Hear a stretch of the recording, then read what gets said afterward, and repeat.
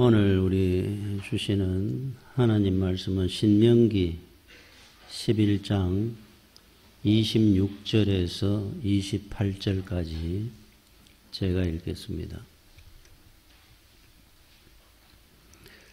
내가 오늘 복과 저주를 너희 앞에 두나니 너희가 만일 내가 오늘 너희에게 명하는 너희의 하나님 여호와의 명령을 들으면 복이 될 것이요 너희가 만일 내가 오늘 너희에게 명령하는 도에서 돌이켜 떠나 너희의 하나님 여호와의 명령을 듣지 아니하고 본래 알지 못하던 다른 신들을 따르면 저주를 받으리라.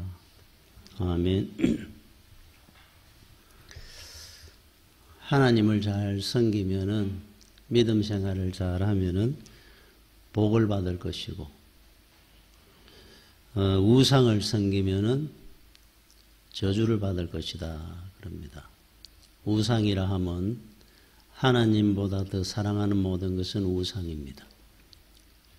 그게 재물이 됐든 명예가 됐든 권력이 됐든 하나님보다 더 사랑하는 것들을 두지 말라는 겁니다.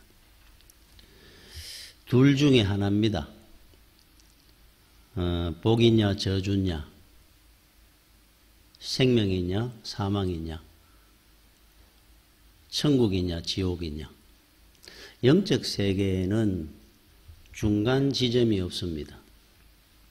스위스처럼 중립국이 없습니다.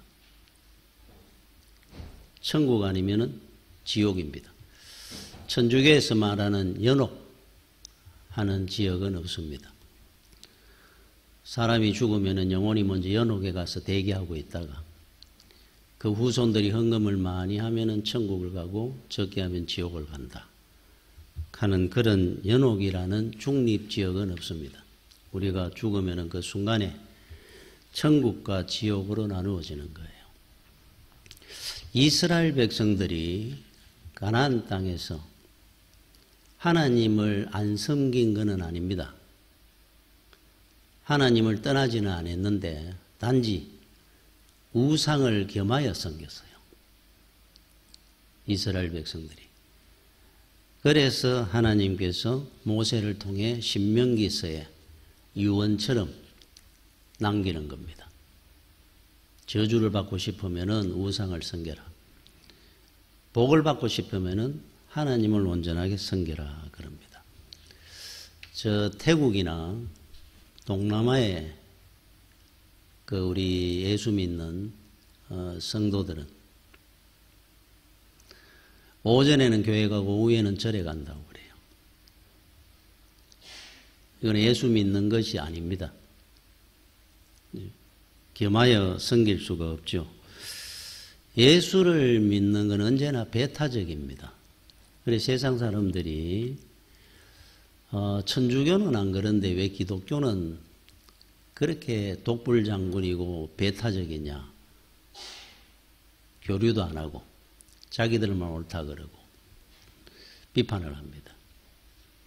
천주교와 불교는 연합 찬양단도 만들어 가지고 석가탄신일에는 천주교인들이 같이 가서 찬양을 하고 또 성탄절이 되면은 불교 신자들이 성당에 와서 같이 찬양도 하고 교류를 합니다. 수양회를 해가지고 천주교인들이 절에 가고 거기서 같이 교리 공부도 하고 불교 교리도 공부하고 천주교 교리도 공부하고 교제도 하고. 왜 기독교는 그렇게 할 줄 모르느냐 그럽니다. 그렇게 배타적이냐. 배타적인 대표적인 예가 있습니다. 이유가. 여호수아 24장 19절에 여호수아가 백성에게 이르되 너희가 여호와를 능히 섬기지 못할 것은 이제 나옵니다. 답이. 그는 거룩하신 하나님이시요 질투하시는 하나님이시니 너희의 잘못과 죄들을 사하지 아니하실 것입니다. 오늘 우리 성가대가 거룩하신 하나님. 이 거룩이라는 표현은 무슨 뜻이냐? 윤리적이나 도덕적으로 말하는 게 아니고 깨끗하다 하는 뜻이 아니라 유일하다 하는 뜻이에요. 하나님만이 복, 진리, 생명, 천국 인도할 수 있는 유일하신 분이라 하는 뜻이 거룩입니다. 첫 번째 뜻이. 그러니까 하나님만이 유일하신 하나님이신데 뭐 어떻게 교류라는 자체가 없습니다. 나머지는 진리도 아니고 복도 아니고 천국도 못 가고 생명도 없는 곳에 어떻게 그게 교류가 되고 교제를 하고 연합이 됩니까? 그래 이게 답입니다. 첫 번째 답이. 그래서 거룩이라는 또 하나의 뜻 중에 하나가 구별되다 하는 뜻도 있어요. 다르게 구별되게 사는 겁니다. 저들과. 이스라엘 백성들이 가나안 땅에 있다가 요셉이 애굽으로 팔려가 총리가 되었습니다. 그럴 때 가나안 땅에 기근이 왔어요. 야곱이 자기 자손들을 끌고 하나님께서 애굽으로 가라 그러셔가지고 이제 애굽으로 들어갑니다. 들어갈 때 손자들 뭐 다 해가지고 70명이었다 그럽니다. 그리고 큰 민족을 이루어 내가 데리고 나올 것이다. 하나님 명령을 했어요. 그래서 자기가 결정한 것이 아니고 하나님이 결정이 난 겁니다. 자, 데리고 갔습니다. 갈 때 단지 애굽에 있는 사는 사람들 지역에 같이 살지 마라 그랬어요. 물들을까 봐. 그러면 이 사람들은 어디에 데리고 들어갔느냐 하면 하나님께서 나일강 지나면서 벌판입니다. 고센 땅이라고 고센 지역이라 하는 곳에는 사람이 안 살았어요. 그 허벌판에다가 장막을 치게 하고 너희들은 여기 살아라 그랬죠. 그래서 야곱 때부터 해가지고 고센 지역에 살았습니다. 100만이 되고 200만이 되고 모세가 마침내 출애굽시키기 위해서 애굽에 들어가서 우리가 잘 아는 것처럼 바로왕에게 10가지 재앙을 내립니다. 거기에 손을 들게 되는데 10번째가 장자들이 다 죽죠. 바로왕의 아들까지. 자, 9번째 재앙이 뭐였느냐 하면은 암흑 흑암 재앙이었습니다. 해가 까마이 밤이라도 그런 밤이 없는 칠흑 같은 어둠이 닥쳤습니다. 한치 앞이 안 보이고 사람 얼굴이 안 보였다 그럽니다. 그런데 고센 지역에만 빛이 있었더라. 신기하고 놀랍지 않습니까? 온 천지가 깜깜한데 쫙 하늘에서 조명 비추듯이 쫙 내려왔는데 고센 이스라엘 백성들이 사는 지역에만 빛이 들었더라 그래요. 그래서 출애굽기 10장 23절에 거기에 이렇게 나옵니다. 그동안은 흑암 재앙이 닥쳤을 때 사람들이 서로 볼 수 없으며 얼굴도 안 보였다 그래요. 자기 처소에서 일어나는 자가 없어도 한 명도 바깥 출입을 못 했습니다. 온 이스라엘 자손들이 거주하는 곳에 고센 땅입니다. 빛이 있었더라. 구별된다는 것을 하나님이 확인시켜 준 사건입니다. 지금도 마찬가지입니다, 여러분. 하나님께서 빛 가운데로 빛으로 우리를 인도하고 계시는 거예요. 영적 빛이 지금도 비추어지고 있습니다.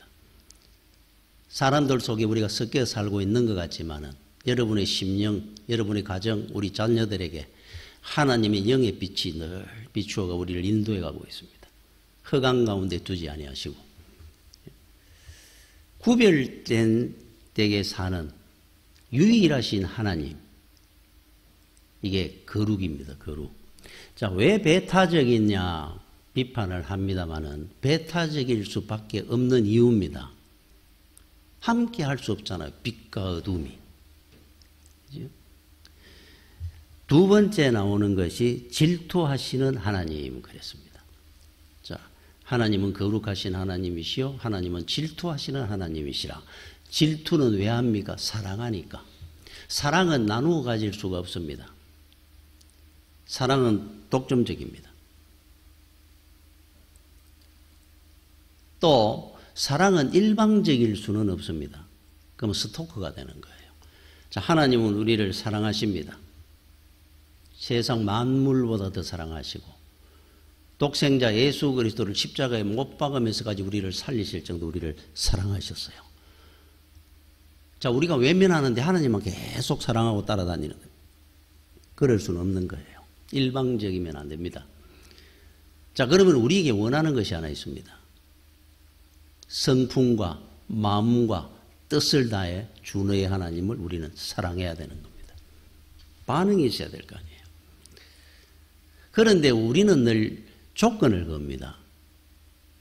말도 안 되는 조건을 걸 때가 있어요. 하나님, 제가 하는 이 사업이 잘 되게 해주시면은 제가 평생 하나님을 사랑하고 잘 믿고 살겠습니다. 우리가 기도할 때 스스럼없이 그렇게 이야기를 합니다. 제가 로또 복권 한 번만 되게 해주시면은 평생 하나님 앞에 헌신하고 살겠습니다. 그건 어떤 이야기하고 같은 줄 압니까? 만약에 어떤 사람이 돈 보고 어떤 사람을 사랑한다고 한번 생각해 보십시오. 그 사람 돈 보고. 그 사기꾼입니다. 그 사람에 대한 모독이고 사랑에 대한 모독입니다. 그거는. 그렇잖아요. 그게 무슨 사랑입니까? 돈 보고 사랑하는 거. 그거하고 똑같이 우리는 하나님을 사랑하는 겁니다. 돈 보고 하나님이 부유하신 하나님이시니까. 그래서 하나님은 질투하시는 하나님 그럴 때는 극진히 우리를 귀하게 여기시고 사랑한다는 뜻이에요. 우리도 그 수준에 맞도록 마음과 뜻과 성품을 다해 하나님을 사랑해야 되는 겁니다. 거기에 어떤 조건도 없습니다. 사랑하는데 무슨 조건이 있겠어요? 그걸 하나님은 우리한테 요구하는 겁니다. 거룩하시고 질투하시는 하나님. 하나님만이 유일하시기 때문에 우리는 배타적일 수밖에 없습니다. 하나님이 우리를 극진히 사랑하니까 우리를 질투하는 겁니다. 그게 얼마나 참 은혜롭습니까? 만물을 창조하신 창조주 하나님이 나한테 질투하고 계신다 그래 보십시오. 감사할 것밖에 없습니다. 다니엘서 3장 16절에 18절까지 이런 내용이 나옵니다. 사드락과 메삭과 아벳느고가 왕에게 대답하여 이르되 느부갓네살이여 우리가 이 일에 대하여 왕에게 대답할 필요가 없나이다. 느부갓네살이 이런 말을 합니다. 사드락 메삭 아벳느고에게 내가 너를 풀무불 용광로에 너희들을 집어던져 넣으면 네가 믿는 그 신이 너를 구원해 줄 수 있겠느냐? 이렇게 물었어요. 그때 사드락 메삭 아벳느고가 했는 말입니다. 이 성도의 대답입니다. 대답할 필요가 없습니다. 말 같지도 않은 소리 하지 마십시오 하는 뜻입니다. 그러면서 17절에 왕이여 우리가 섬기는 하나님이 계시다면 우리를 맹렬히 타는 풀무불 가운데에서 능히 건져내시겠고 왕의 손에서도 건져내시리이다. 그러면서 그 다음에 이래 나옵니다. 그렇게 하지 아니하실지라도 왕이여 우리가 왕의 신들을 섬기지도 아니하고 왕이 세우신 금신상에게 절하지도 아니할 줄을 아옵소서.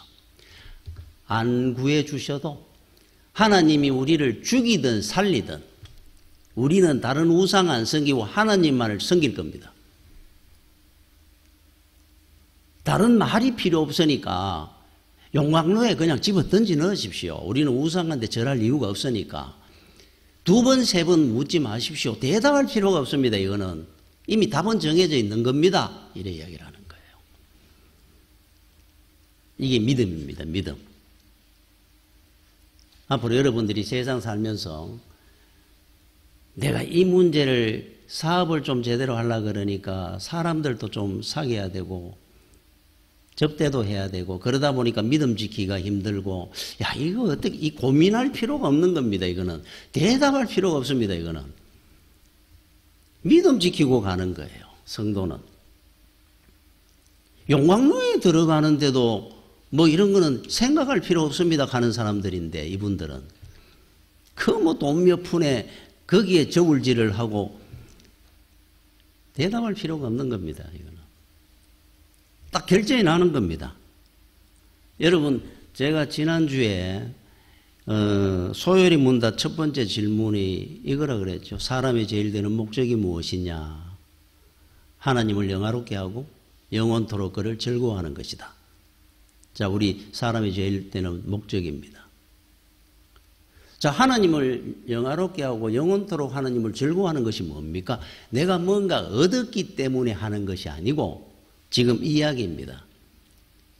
어떤 일이 생기든 오로지 하나님만을 믿겠습니다 하는 이게 영원토록 하나님을 즐거워하고 사는 겁니다. 이분들처럼. 그죠? 이 보네프라고 하는 그 유명한 목사님이 계셨죠. 히틀러 거기에 반대를 하다가 술 취한 사람에게 운전을 맡길 수 없다 그러면서 저항운동을 하다가 총살형을 당한 사람입니다. 이분은 그런 말을 했습니다. 온 나라가 뒤집어지는 것 같아도 모든 역사는 사람의 손으로 이루어지는 것이 아니라 하나님의 손으로 이루어져 가고 있다 그랬어요.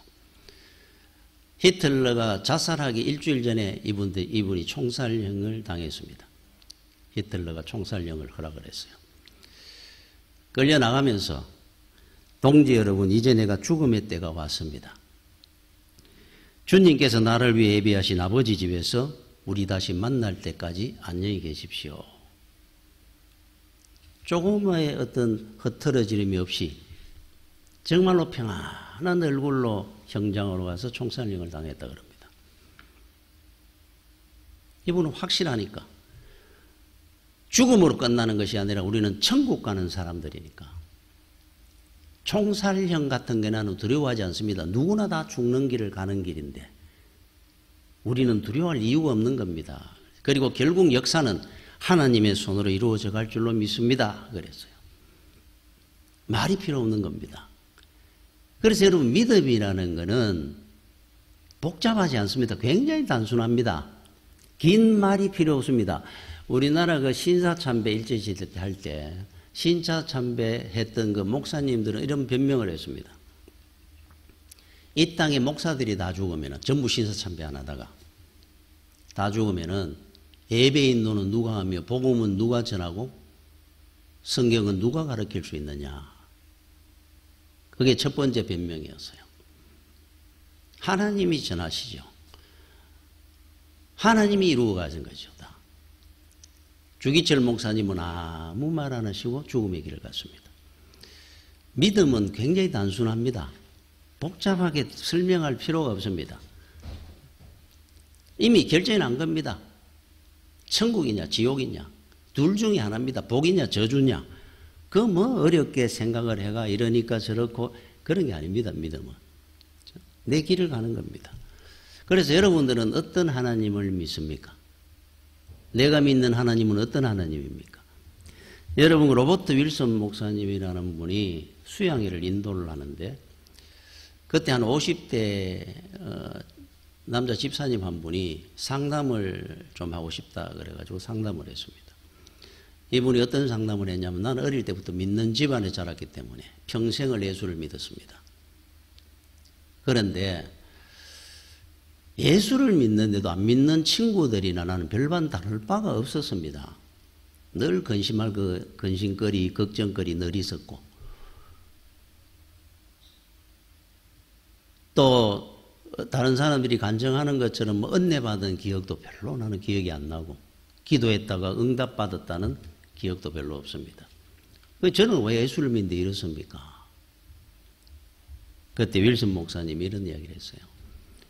당신은 리틀갓 작은 하나님을 믿었기 때문입니다. 빅갓 앞으로 크고 전능하신 하나님을 한번 믿어보십시오. 그렇다면은 하나님의 은혜를 체험하는 때가 올 겁니다. 삶이 달라질 겁니다. 그랬어요. 자, 내 능력, 내 노력, 내 머리 다 하다가 해보다가 하나님은 그저 내 인생의 보조자입니다.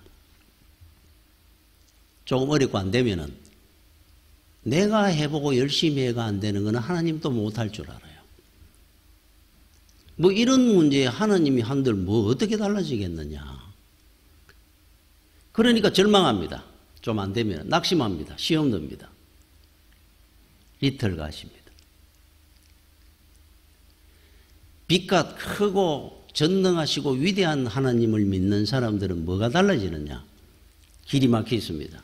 어려움이 옵니다. 하나님은 분명히 다른 길을 여시려고 이러시는 모양이구나. 하나님 크신 분이니까. 영원 전부터 영원 후까지 다 알고 계시는 분이니까 가장 좋은 길을 예비하고 계시는 모양이구나. 시험 들 일이 없습니다. 어려움이 있고 문제가 있을 때 걱정하고 염려하는 것이 아니라 믿습니다 하고 기도할 줄 아는 믿음이 될 겁니다. 아마 내 앞날에 이런 어려움이 있고 힘든 일이 있는 걸로 봐서 하나님은 많은 것을 다른 것을 준비하고 계시는 모양입니다.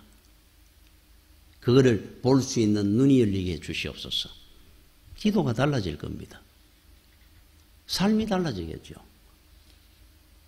그래서 여러분들도 비틀갓을 믿지 말고 빛갓의 하나님을 믿으라 그랬어요. 하나님은 크신 분입니다. 만물을 있으라 그래갖고 만드시는 분인데 여러분 인생 하나를 조정을 못하시는 하나님이겠습니까? 무엇 때문에 우리가 시험 들고 낙심할 일이 있겠어요? 그 하나님을 믿는다고 한다면 믿는 하나님을 여러분들이 한번 돌아보십시오. 나는 과연 어떤 하나님을 지금까지 믿고 살았는지, 왜 내가 늘 시험 들고 힘든 일이 있었는지. 여러분 요한복음 1장 48절에서 50절까지 이런 말씀이 나옵니다. 나다나엘이 이르되 어떻게 나를 아시나이까? 빌립이 친구 나다나엘을 예수님에게 소개를 했어요. 그때 나다나엘이 했는 말이 있죠. 나사렛에서 무슨 선한 것이 나겠냐? 저 빈민군에서 무슨 메시아가 나겠느냐? 그럼 와서 한번 만나봐라. 자, 그래서 이제 데려왔습니다. 그때 우리 주님이 예수께서 대답하여 이르시되 빌립이 너를 부르기 전에 네가 무화과나무 아래에 있을 때 나는 보았노라. 나는 벌써 너를 알고 있다 그랬습니다. 무화과나무 아래에서 늘 묵상하면서 성경 공부하고 기도하는 네 경건한 삶을 나는 이미 보았노라 그랬어요. 깜짝 놀란 겁니다. 처음 만났는데. 그때 나다나엘이 대답하되 랍비여 당신은 하나님의 아들이시요 당신은 이스라엘의 임금이로소이다. 야, 성자 하나님이 맞습니다. 그거 봤다 그러니까. 그랬더니 예수께서 대답하여 이르시되 내가 너를 무화과 아래에서 보았다 함으로 믿느냐? 이보다 더 큰 일을 보리라. 하늘이 열리고 천사가 오락내리하는 걸 네가 앞으로 볼 날이 올 것이다 그랬습니다. 더 큰 일을 볼 것이다. 앞으로 여러분들이 큰 하나님을 믿는다면은 시험 들고 낙심 안 하는 정도가 아니고 여러분 인생에 큰 일을 여러분이 만나고 보게 될 겁니다. 우리가 어떤 사람들이 간증을 하는 걸 이래 들어보면은 야, 저분은 어떻게 저런 은혜를 받았을까? 하나님은 동일하신 하나님인데 그 하나님이 믿는 하나님이 각기 다릅니다. 그분은 그런 하나님을 믿기 때문에 그런 은혜를 받은 겁니다. 나는 이런 하나님을 믿으면 요만한 은혜를 받는 겁니다. 내가 결정하는 거예요. 그렇죠? 여러분들이 하나님을 큰 하나님, 위대하신 하나님을 믿는다고 한다면은 앞으로 여러분 인생에 큰 일을 여러분이 보게 될 겁니다. 신앙은 두 가지를 살면서 경험을 해봐야 된다 그러는데 첫 번째가 하나님을 떠나면은 실패와 불행이 따라온다는 것을 경험해. 그러니까 평생에 하나님 잘 믿어만 이런 경험할 필요가 없습니다. 평생 은혜를 받고 살겠죠. 자, 그런데 만약에 하나님을 떠났을 때, 믿음이 떨어졌을 때, 그럴 때 불행과 실패가 따라온다는 거. 세상에 늘 속고 삽니다. 지혜가 없어지고 우둔해집니다. 사람한테 속고 재물에 속고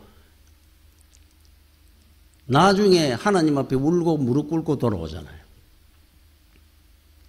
그걸 한번 경험해 보게 되면은 두 번 다시 하나님을 떠나지 않을 것이다 하는 뜻이에요. 두 번째, 예수 잘 믿어가지고 축복받는 경험을 많이 가져야 된다. 이렇게 얘기합니다.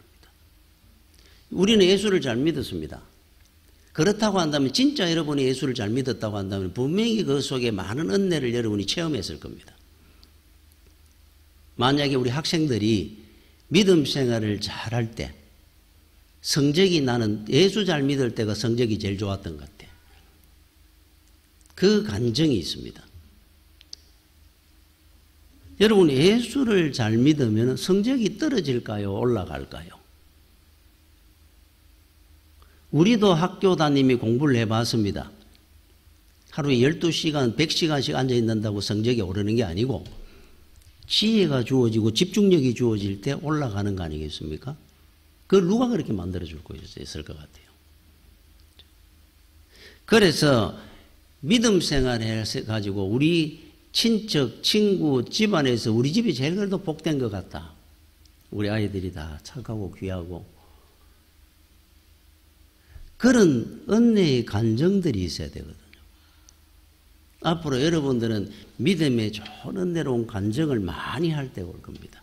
뭐 불을 받았다 이것만 간정이 아니고 여러분의 삶 속에 귀한 간정들이 있을 겁니다. 여러분 영적 세계는 중립이 없습니다. 중립이. 세상과 하나님, 재물과 하나님을 겸하여 섬길 수는 없습니다. 하나님을 섬기든지 세상을 섬기든지 둘 중에 하나입니다. 믿음은 천대를 갑니다.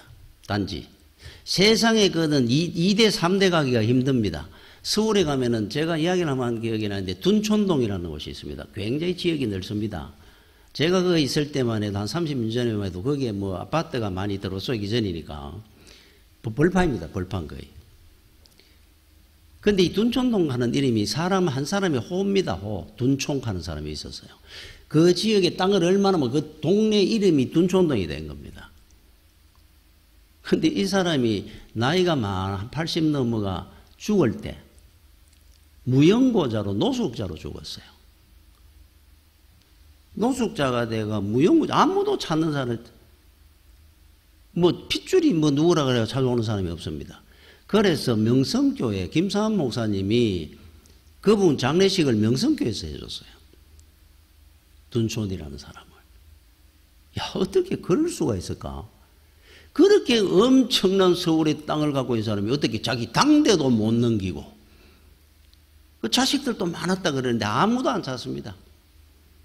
전부 원수 다 졌습니다. 아버지하고.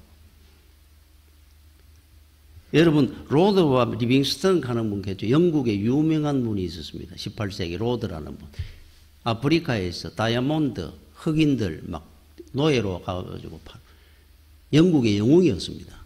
돈을 그만큼 영국에 벌어져 주니까. 로드 하면 난리 났습니다. 리빙스턴은 누가 한 사람 안 알아줬습니다.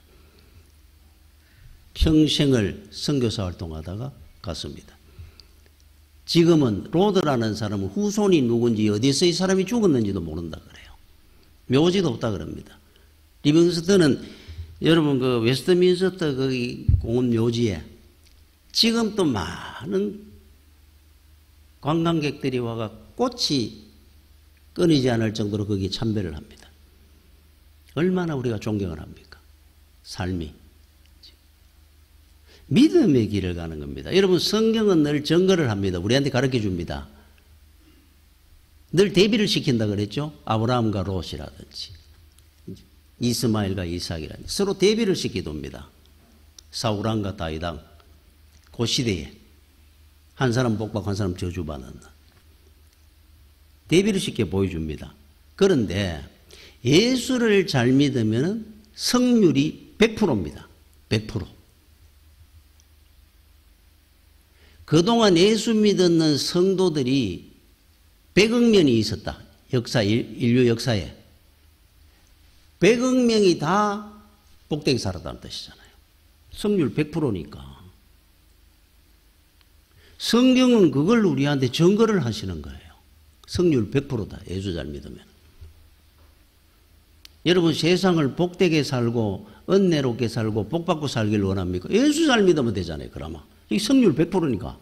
여러분 공부 잘한다고 매가 다 잘 사는 거 아닙니다. 실패하는 사람 많습니다. 머리 좋다고 다 잘 삽니까? 집안 좋다고 2대 3대도 안 갑니다. 자 그러면은 예수 잘 믿으면 100%라 그러니까 이거는 뭐 실패 확률이 없습니다. 그런데도 우리는 불안해하잖아요.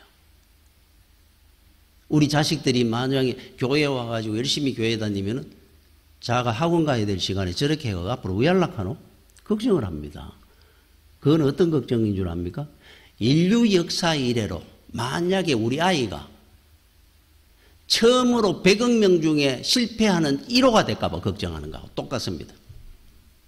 우리 애가 이제는 처음으로 망하는 사람이 될까봐 걱정하는 겁니다. 그거는 말이 안 된다는 소리잖아요. 성률 100%인데 지금까지.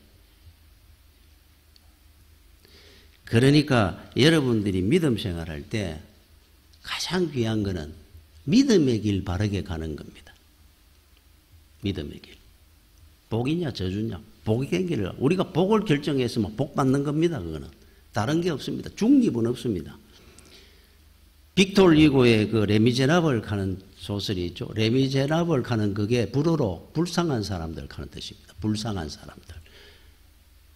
장발장이라고 하는 그 주인공이 빵 한 조각 훔쳐 먹다가 19년을 감옥 생활했습니다.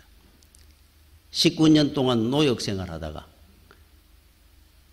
나왔는데 나오고 나니까 전과자라고 냉대를 받고 먹고 살 길이 없습니다. 배가 고파가지고 성당에 들어가가지고 은식기 하나를 자루에 넣어가 훔쳐서 나오다가 불신검문에 걸려가지고 보니까 은식기가 나온 겁니다. 도둑질해가 나왔다고 생각을 하고 경찰이 데려와가지고 주교한테 이야기를 한 겁니다. 이거 성당의 은식기인데 여기서 훔쳐간 거 맞지요? 그때 주교가 내가 은촛대도 가져가라 그랬는데 왜 은식기만 가져갔느냐? 그러면 은촛대까지 자루에 넣어줍니다. 변화가 됐습니다. 그 길로. 장발장이 가는 곳마다 만나는 사람마다 다 생명의 역사가 일어나기 시작했습니다. 자, 그렇다고 한다면은 세상에 불쌍한 사람은 누군 줄 압니까? 장발장이 아니고 세상에 눈에 보이는 것만 가지고 살고 그 자기 탐욕을 위해서만 살다가 이 짧은 인생 그렇게 보내는 이 땅의 수많은 인생들이 레미제라블이지. 배가 고파가 빵 한 조각 훔쳐 먹는 장발장이 레미제라블이 아니라는 뜻입니다. 제가 은혜를 받고 난 뒤에 제일 처음에 생각났는 분이 우리 어머니, 두 번째 생각났는 사람이 친구들이었어요. 제 친구 중에 잘나고 똑똑하고 집안 좋고 한 친구들이 들어있었거든요. 그 친구들이 탁 떠오르는 겁니다. 그동안은 제가 그것이 부러운 적이 많았습니다. 그 부분들이. 자, 은혜를 받고 나니까 왜 그 친구들이 특별히 잘났다, 집안 좋다, 머리 좋다 하는 애들이 왜 불쌍하게 보였느냐 하니까 다른 사람은 혹 예수 믿을 수 있는 기회가 있을 것 같은데 지가 잘났으니까, 지가 똑똑하니까, 집안 좋으니까 평생 예수 안 믿을 것 같아요. 저 친구들은. 얼마나 불쌍해. 눈물이 나는 겁니다. 여러분 진짜 불쌍한 사람들은 그런 사람들이에요. 여러분 시븐 케이스라고 하는 말이 있어요. 시븐 케이스. 하나님이 시븐 케이스를 만듭니다. 이 땅에서. 성경에서뿐만 아니고 이 땅에 모델하우스를 세워놓는 겁니다. 보라고. 여러분 북한이 우리나라보다 더 잘 살았습니다. 옛날에. 평양이 제2의 예루살렘이라고 할 정도로 이북 사람들이 예수 더 잘 믿었거든요. 평양에는 전부 교회들 쫙 얼마나 부흥했는지 모릅니다. 남한보다. 자, 6.25가 나오고 하면 이 사람들이 피난을 왔습니다. 대구에도 여러 교회가 있죠. 서울에도 충현교회부터 해가지고 이 사람들이 내려와가 다 일으킨 교회들입니다. 남한이 부흥하기 시작한 겁니다. 자, 북한은 문을 닫았습니다. 공산주의가 북한이 들었으면서. 축복의 문을, 저주의 문은 열리고 복의 문이 닫힌 겁니다. 보십시오. 우리나라가 이렇게 복받았는 것이 그 당시에 60년대, 60년대, 70년대, 80년대 나라가 교회가 부흥을 하면서 세계 교단마다 제일 큰 교회는 우리나라 다 있었어요. 교회가 부흥하니까 나라가 부흥을 한 겁니다. 시븐 케이스로 이 세상에 보여주는 겁니다. 남북한을 딱 갈라놔놓고 하나님이. 성경의 아브라함이나 불러내가 네가 본토 친척 아비 집을 사업자라고 살던 사람을 너는 그 길로 가면 멸망당한다. 가거라.